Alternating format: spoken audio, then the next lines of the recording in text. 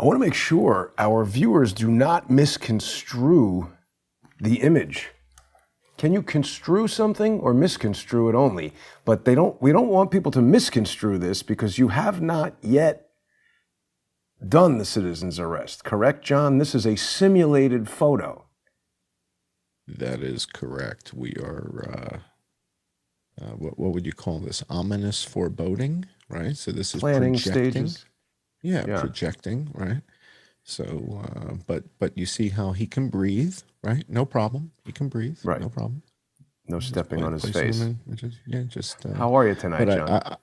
I'm doing great. I do appreciate that he's wearing shorts. Yeah, I like when Lombardo shows a little leg. It's a good. Yeah. Well, it's easier to scrape his knees on the ground that way. Indeed.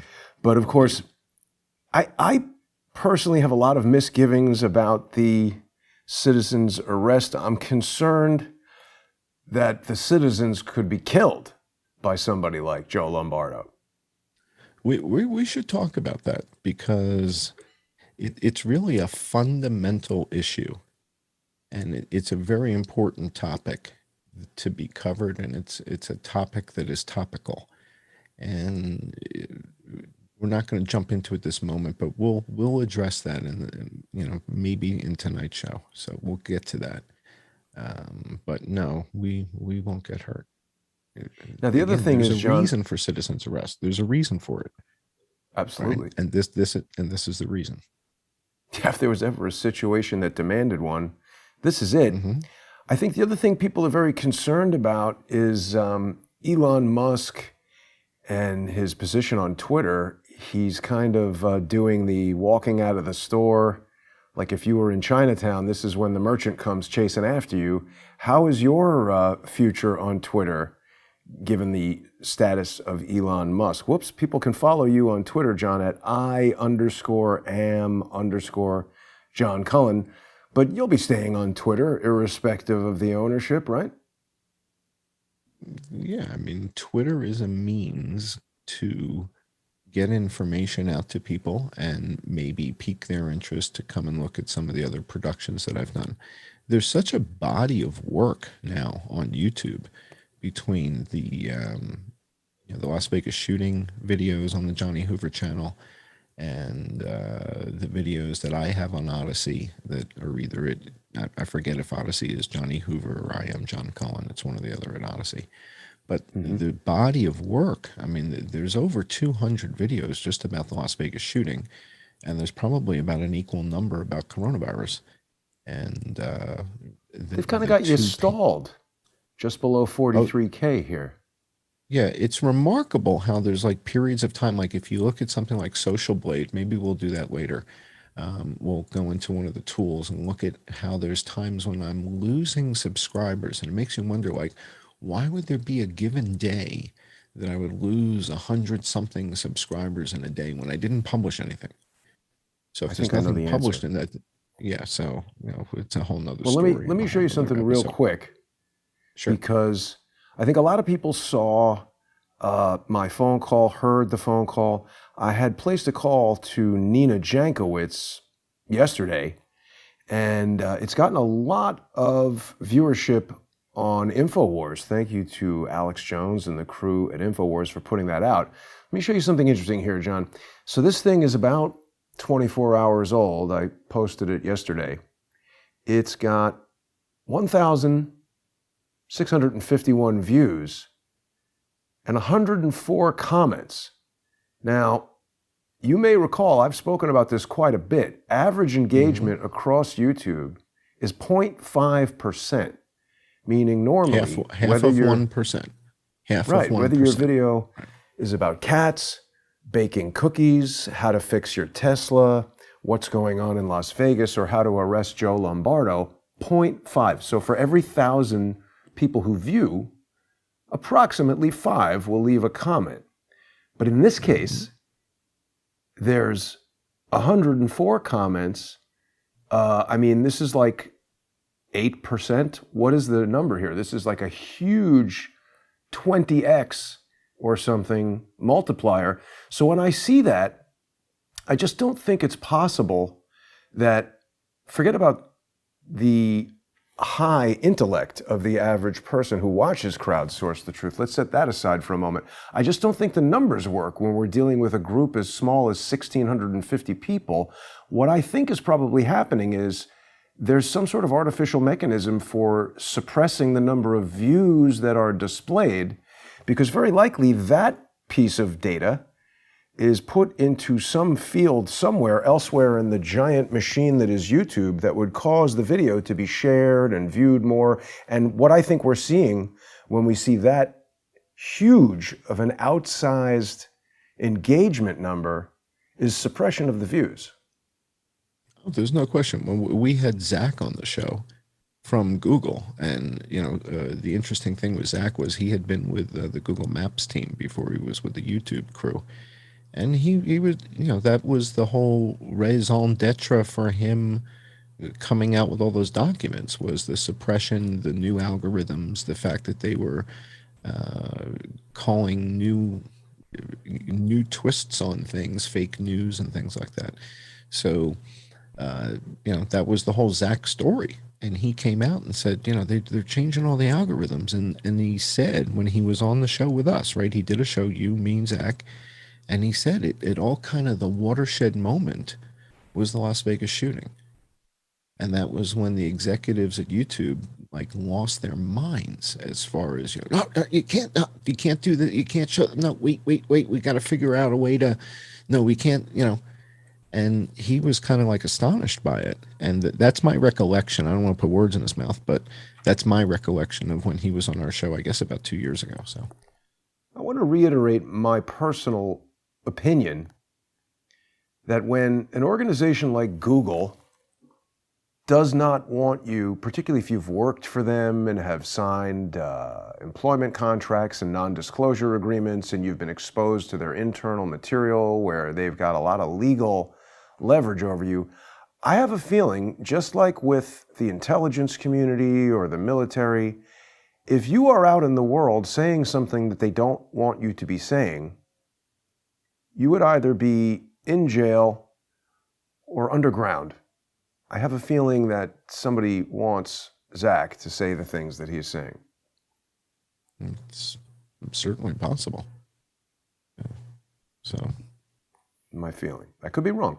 All right. Well, we've got a heck of a show tonight. What are we going to be discussing tonight? Yeah. Well, all right. So we've got Joe Lombardo down on the ground in handcuffs. How do we get there? We talked about root cause analysis. One thing. Oh, yeah. Happy Friday the 13th. Unlucky for some. Yeah, well. I've changed my profile picture. Very nice. It's Jason. Very cool. That's very cute. I hear the sirens in the background, in fact. It's perfect. It's hot, but not hot enough for air conditioning, so I have the window open, and we might get a little bit of the city. No, I thought the sirens were, I thought that was your background sound effect for the Jason character was, and you get the sirens going and everything. It's very cool. I should have. All right, let's show everybody what we have in the deck, because we've got a lot of interesting stuff coming up. And the patron only show, we're gonna get into some interesting aspects of the Las Vegas shooting that most people have no awareness of, and it's sort of a follow on to what we did last week. So what we talked about last week was, as Sheriff Lombardo and the Las Vegas Metro Police Department and Aaron Rouse from the FBI wanted you looking at Mandalay Bay, there's a whole nother thing unfolding somewhere else. And when they published the body cam stuff, they also published the footage from the helicopters, the Las Vegas Metro Police Department helicopters. And if you go to the next slide in the deck, what we looked at last week was a video that I did in, I don't know, can you see the date on that? What does it say? December 2018, something like that. And September 30th. September. Okay, so September 2018. Hey, wait a minute. You had more subscribers when you did this screen capture than you do now. Well, so there you go. That's, you know what that is? No. I just took that screen capture last week or today, right? But something like that. Yeah. But now you're down to 42.6. So if people aren't subscribed to the John E. Hoover YouTube channel, check that out. But they're stealing subs from you. Gotta love it. All right. So we looked at this last week, and this week we're going to go to the next level. So let's go to the next slide. So last week we introduced this concept, and I think we did this on the patron only show. And we said, so wait a second, you got Levi Hancock blowing the door open, but where's all the other members of the SWAT team? Where'd everybody else? Where's the rest of the guys? There's 38, 39 members of the SWAT team. And we've got Levi Hancock and 2 dog handlers with no dogs, one of whom is now a captain, right? So where's the rest of the SWAT team? Where's everybody else? And that's what we looked at last week, and we introduced it. And now this week, if we go to the next slide, this is the video we're going to be breaking down tonight. So this is part 2, Las Vegas shooting, what went down on runway 19R, part 2. And this is the footage from the Las Vegas Metro Police Department. Wow. And you're going to see stuff going on at Signature Flight Services. And this is wild. And what we may do on the fly, Jason, when we're in our patron only hour is, I did that just for you, by the way. Make sure I queued that. I was going to go 10:33:33, but I thought that would be ridiculous. Good. I thought that would be ridiculous. So the net of this is we're going to look at this footage, and then in real time, I'm going to have you pull up other police department helicopter footage to compare the quality of what the LVMPD did versus maybe what an orangutan could do flying with a camera, right? We'll see if we can find any footage of monkeys handling cameras, because I think the LVMPD is about at that level. So we'll take a look at that when we get to our patron only hour. And that's coming up in, I guess, about 15 minutes or something like that. And I'll have some good input there, John, because I have a lot of experience with cinematography from filming in helicopters long before the drones ever came about. I don't know if I have any of these images ready, but I've actually done a lot of work with Nelson Tyler of Tyler Camera Systems, who developed the first, and for the longest time, it was the industry standard, gyroscopically stabilized, gas shock, isolated camera control system for helicopters. That's why we're doing this. This is like inside the director's studio. What was that show from New York City? James Lipton. Right. And so he would break down certain scenes and talk about those scenes with the actor. And, how did you guys get it? And that's kind of what we're going to do with our patrons is we break down this footage. We did this last week. We took the video. We kind of went through it step by step, listening to air traffic control, talking to Maverick, and Maverick carrying on like, oh, yeah, there's nothing going on. This week, we're going to actually watch this footage from the helicopter.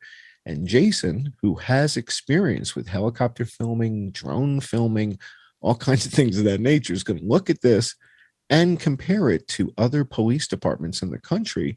And we'll see, how good is the LVMPD at camera work compared to, I don't know, the average macaque. Okay, so that's what we'll be looking at tonight.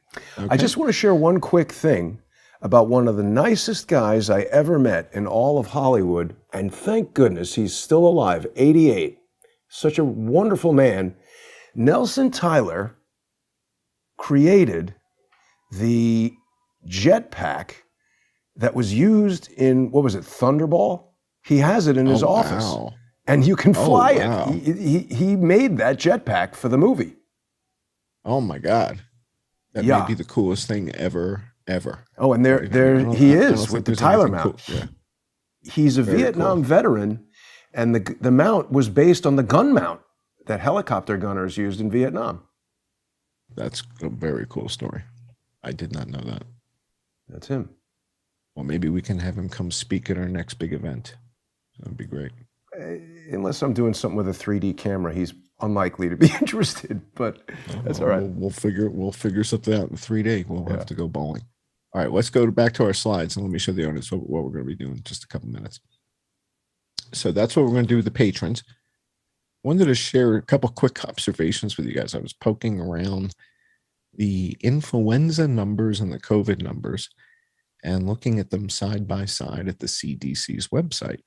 And if you go to the next slide, what I do, I download all the data and then I start charting it. Well, I did a new kind of chart, and this new chart is, let's go to the next slide. And so the chart on the next page, yeah, this is awesome. So you see how the blue is bigger than the green in the chart for like the last bunch of weeks there? Yes. You see that on the right-hand side of the chart? The blue is bigger than the green, right? Yeah. Right. You got, yeah. So that means that more people have been dying of influenza, PNI, than COVID for a bunch of weeks here. No mention of this from the CDC. No mention of this from the mainstream media. No mention of this from Dr. Fauci. Why would you not tell people that influenza is killing more people right now than COVID? Now, if we go to the next slide, Has Fauci exited stage left? It appears so. Now, this is the humdinger. I think I put this up on Twitter, and I'll post these on Subscribestar and Patreon after the show tonight. So you guys, the patrons for I Am John Cullen, will have this. You guys will have images of this. But the net here is that if we started counting, if we look at influenza and COVID starting October 19th, October 2019, until now, blue is influenza, green is all deaths with COVID. And you see that there's periods where more people were dying of influenza than were dying from COVID. And then there's periods where more people were dying from COVID than influenza. But if you look at the chart in the upper right, the two bars up in the upper right corner, and you zoom in on that, that's the sum total since October 2019. 900 and something to 900 and something thousand people. So it's relative, it's like neck and neck. And sort of the thing that has me somewhat flabbergasted is, how do you not mention this? How do you not talk about that? How does Anderson Cooper, Rachel Maddow, Sean Hannity, how do you miss this? There's something else that people have missed related to Fauci and Twitter. I think we've spoken about this before. And this touches on Zach a little bit as well. Do you know who this is? No idea. Oh, it's Allison Fauci. She works at Twitter. You showed me this before. Yeah. And after I discovered this account, I won't say exactly what happened, but she locked it. Yeah. Doesn't want people looking at what she's tweeting. Yeah, she uses it kind of privately. Well, the net of it here is when you've got close to 1 million people having died, and it's kind of neck and neck with COVID, and there's weeks where more people were dying, it's like, well, why would you not talk about that? That's the problem here. Now, one more slide, and then we have to go. One more slide, and then we have to go. Sure. All right. This is the cumulative number of people that have died from each one of these afflictions starting in October of 2019. So that's about the time of the Wuhan Games. So those are your sum totals since October. So this is week 40 of 2019, right? That's when they begin the season. So that's the first week of October. The Wuhan Games were like the second or third week of October. So you see the number of people dying in America from influenza is just going up. This is cumulative deaths, right? The green is cumulative COVID deaths. And this is what I was trying to communicate to Laura Ingraham, was there's so many more people that have died from influenza than have died from COVID. As of March, April, May, if you zoom in where the blue and the green kind of meet in that big chart, that's where they crisscross. So that's where the COVID deaths exceed the influenza deaths cumulatively. So if you go straight down, you'll see when did that happen. So on that chart, yep, from that point, about January January 21. 21. So that's when Biden is, you know, Biden's president. Okay. And at that point, everything prior to that, more people had died from influenza than from COVID. So if you now go back to that chart and you look at, when were we talking about it? We were talking about it in April of 2020, right? So if you go to April of 2020 in that chart, same chart, same chart. Yep, yep. So after January 2020, April is going to be January, February, March. That's it. So that's April. So at that point, that's when COVID deaths were really starting to pick up. But if you look at the cumulative number of people who had died from influenza PNI, it was like twice as many people. And Aren't that these was the point I was charts sort of so close to each other that some change in how it's recorded could flip this shift? And I mean, this is like a very closely tracked. It's not like wild differences between these things. Well, go up now. Go back to the slide we looked at before and look how they've tracked over the course of 2.5 years these two viruses side by side. It's like, again, it's like they're doing a dance. It's like, how does that happen? And when have we ever seen this happen before? Or is this subterfuge? Here's just one other interesting thing about this. Speaking of subterfuge, here is a pissed off looking Anthony Fauci at the Aspen Ideas Festival. And there's a conflict, according to The Guardian. Fauci's daughter is a software engineer at Twitter, a company which suspends people for disagreeing with her father. Well, see, this is a term, this is something that just occurred to me, John. And this is very interesting given my phone call with Nina Jankowicz. Misinformation, when you're misinformed, well, that's just a mistake. You had the wrong information, you're misinformed. Disinformation is deliberate. That's right. You are disinforming someone to fool them. But they have, this is the Disinformation Governance Board, which just automatically assumes that if something is incorrect, you've deliberately disinformed. Well, that's not fair. That's not true. By the way, I do like Raheem Kassam's writing. I don't know what you think of him, but he's frequently on with Steve Bannon. Right? He's like, he's got like the pocket square, and he wears like a ascot and whatever. Right.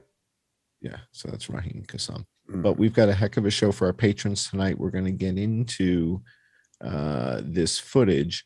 And if you scroll down on my deck 2-3 more slides, we're also going to be looking at the back and forth between Mindy and so keep going until you get to the slide with Mindy.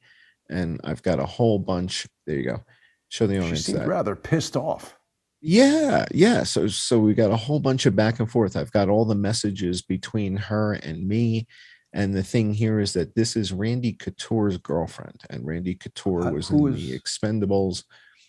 He's a UFC champion. He's probably one of the deadliest guys in the world. So pissing off his girlfriend seems like a great idea.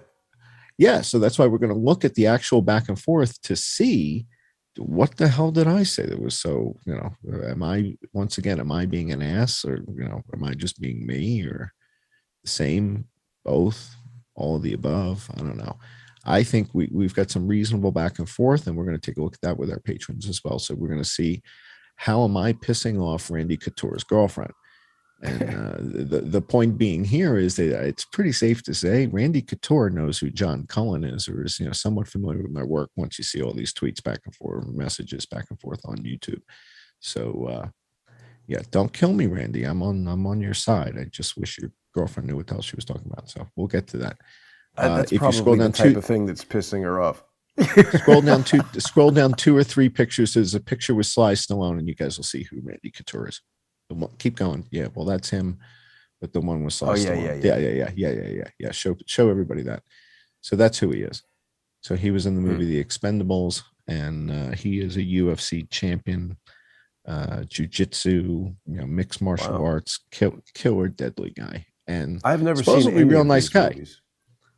Oh, this movie's a riot. Are you kidding me? The first Expendables is awesome. Is it Mickey Rourke Just here on the right? Oh, and yeah, look you at got Bruce Mickey Willis is Mickey in the Rourke, back. I bet Jet Li, this guy from everybody's the in Old this movie. Spice. But this is Bruce Willis in the back. I guess maybe he was having that whatever kind of You disease they gotta say watch he this has. movie. Yeah, we gotta go though. We got a patron only show. Yeah, We oh, gotta- you're we right. gotta We're get out of into- time. Okay. Yeah. Thank you for reminding All right. me. So we'll be back All right. in 3 minutes now. Everybody can join us on subscribestar.com. We'll be looking at the back and forth. Oh yeah. I am John Cullen, patreon.com/I am John Cullen, and Subscribestar and Patreon/crowdsource the truth. I was so absorbed by the compelling material that I almost forgot about the time to go. So thanks for tuning in, everybody, and we'll see you over on Subscribestar and Patreon.